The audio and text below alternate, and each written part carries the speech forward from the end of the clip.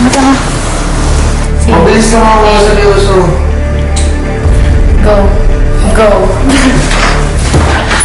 Kaya po kami pumunta dito para po pinangon sa inyo yung lahat-lahat na nangyayari. Dahil ayaw po namin na sabihin sa inyo na well, it's too late na marami nang sinasabi tungkol sa amin. I see it. I'm on everything's side, parang ganun. Pero most of the side, I'm with them because they are very hurt. Anong sabi si Shai about them because of course it's not okay to judge people.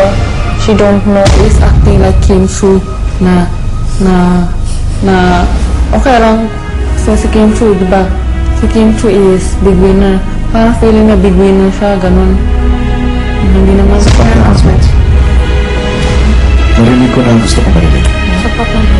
Hindi ako natutuwa sa mga nangyayari sa loob ng bahay ko. Sinasabi ninyo na si Shai ang nagdala ng kaguluhan sa loob ng aking bahay.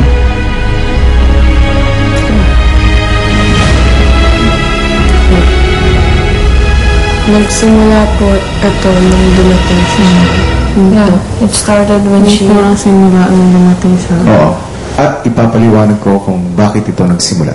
Sinabi ni Valerie na hindi tamang i-judge ang isang tao lalo at hindi mo pa siya kilala. Sa pagpasok pa lang ni Shai, ano ang narinig ko kay Priscilla? Kanina, the moment I saw her, Yes, shocks. my feeling, you know what? Confused. I have in mind that there's gonna be a conflict with a new housemate with us. Kayo? Lalong-lalo na ikaw, Priscilla. Ang unang humusga sa pagkatao ni Shai. Hindi niyo alam ang konsepto ng hospitality. Kung kayo ang nasa sitwasyon ni Shai at nararamdaman niya na ang mga tinatnan niya ay hindi siya welcome, ano sa palagay ninyo ang magiging reaction niyo? Bad. Pero siyempre kung ako po siya, I will be nice to other housemate and parang okay kami. Ako po yung reach out. Priscilla, hindi ko sinasabi na wala siyang pagkakamali. Ang sinasabi ko, ang bulto ng pagkakamali ay nasa inyo. Ang una ninyong pinakita sa kanya ay ang panghuhusga. Kasi po, parang sinasabi niyo po na lahat ng problema ako po nasimula.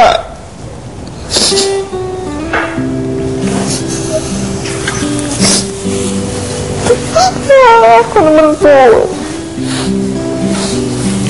I'm just being myself. Hindi naman po talaga magkakaganito. Ito talaga kung may ipit. Kung hindi ko tinutulungan ng mga friends ko. Imbis na iniisip mo na sinisisi kita, ang isipin mo na tinutulungan kita para itama kung ano man ang mali mo. Priscilla, of all the housemates here, ikaw dapat ang nakakaalam kung ano ang pakiramdam ng dinidiscriminate. At kayo naman tatlo, hindi kayo dapat basta lang nagpapadala sa kung ano man ang sinasabi ng isang tao. May sarili kayong pag-iisip at bago kayo manghusga, kilalanin mo na ang hinuhusgahan niyo. Pagkalabas ng confession room, pinuntahan ng mga girls si Rona. Right.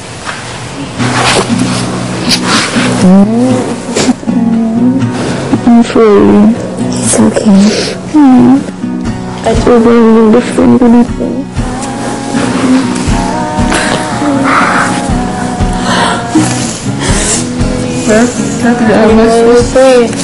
Ulit na rin.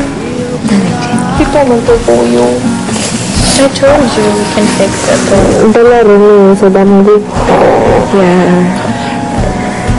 Grabe.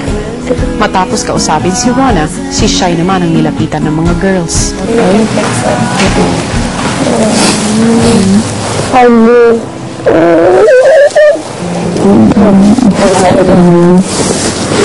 I think kailangan natin mag-usap tungkol sa life mo, Like we're one family. You're our new sister. Okay? Pasensya na kasi parang feeling namin, uy, na may bagong dumating. Kala nakagawa na kayo. Oh, see? I love to see you like ako. Like a token. Like sorry, I feel na hindi ka hospitable to you. Na hindi ka namin welcome. Okay lang siya. Actually, ganun na nga yung nakita ko. Tapos, ba't ako makikipag-compete sa inyo, diba? Siyempre, kung ganun kayo, ba't ako, parang, kung baga sa mataray na effect, I don't wanna stop down to your level. Diba? Ayoko. Bakit ako nalapit? Eh, hindi naman ako okay sa inyo. Hindi rin naman ako plastic. Diba? What is going on? We have given a chance to start it again. We'll make the most of it. Diba? May question talaga ako sa'yo. Talagang pagkatulog ka, nagsasalita ka? Marami akong issue. Ano na talaga? Binta? Ram ko. Promise, promise. So, kung ano yung inisip ko before ako matulog, mapasok siya sa utak ko. Tapos, Mapasok siya sa kanya nangyari sa amin tatlo. Sa kanya rin. Nakatutok sa'yo. Nakatutok sa'yo. Hindi naman ako ginising. Kasi, natuwa ko You're so happy now. Why? Oh no. Wait.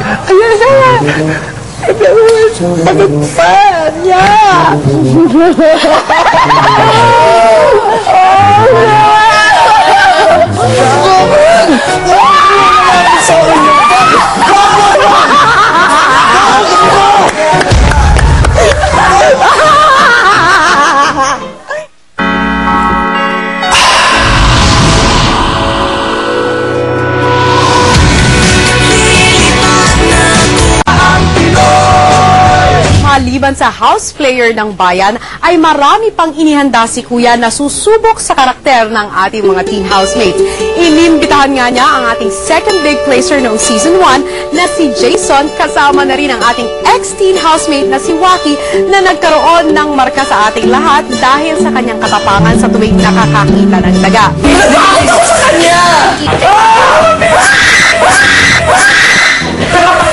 Inimbitahan ni Kuya ang dalawang ex-housemate na ito para sa isang special task. Mula sa secret room ay mag-uutos itong si Jason kay Waki gamit ang isang hidden communication device at kinakailangan mapasunod ni Jason si Waki sa lahat ng kanyang iniutos at kung hindi, may matinding parusang naghihintay. Narito, panoorin yung lahat.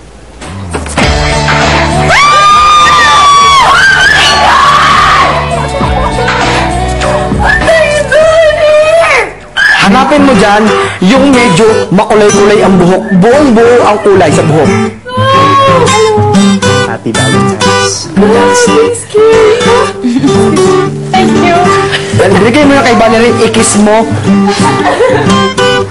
Si Valerie. Kiss mo si Valerie. Yan. Lahat. Para hindi magkaingitan. Iyan. Ang swerte mo.